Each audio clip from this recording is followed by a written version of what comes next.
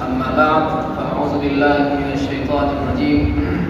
بسم الله الرحمن الرحيم.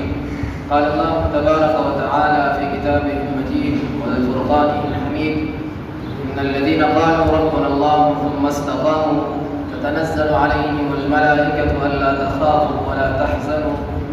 تخافوا ولا تحزنوا وأبشروا بالجنة التي كنتم توعدون نحن أولياؤكم في الحياة الدنيا وفي الآخرة ولكم فيها ما تشتهي أنفسكم ولكم فيها ما تدعون نزلا من غفور رحيم.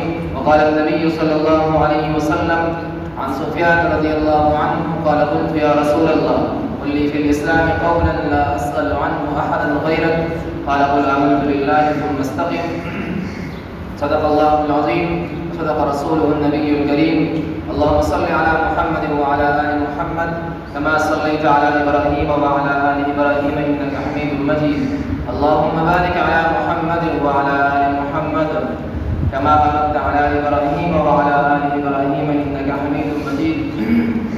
میرے انتہائی اساتذہ کرام اور میرے سامنے بیٹھے ہوئے ہم مکتب ساتھیوں، السلام علیکم ورحمۃ اللہ وبرکاتہ. میں آپ کے سامنے جس موضوع پر بات کرنا چاہتا ہوں وہ ہے استقامت فی الدین.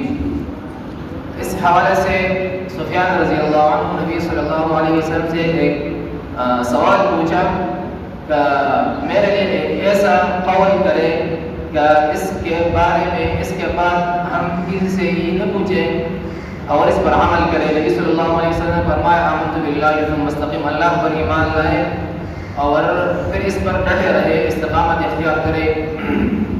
اللہ پر ایمان لانے کا کیا مطلب؟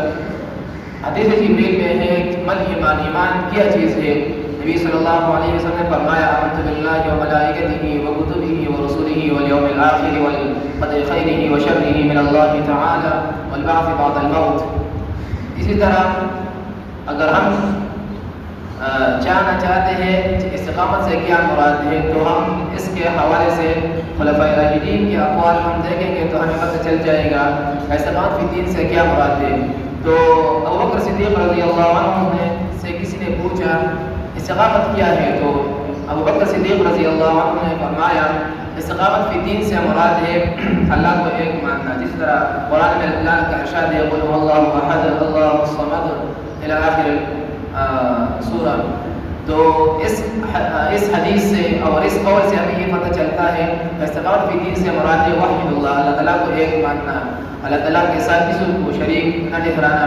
تو اس کا مراد یہ ہے کہ اللہ تعالیٰ کو ایک ماننا جو ہے وہ استقامت فی الدین ہے. دوسرا خلیفہ جو ہے وہ عثمان بن عفان رضی اللہ عنہ فرماتے ہیں کہ استقامت فی الدین سے مراد ہے اپنے اعمال میں اخلاص پیدا کرنا. جس طرح نبی صلی اللہ علیہ وسلم کی حدیث ہے انما الاعمال بالنیات. اس حدیث سے ہمیں یہ بات ثابت ہوتا ہے کہ سارے اعمال کا دار و مدار وہ نیت پر ہوتا ہے.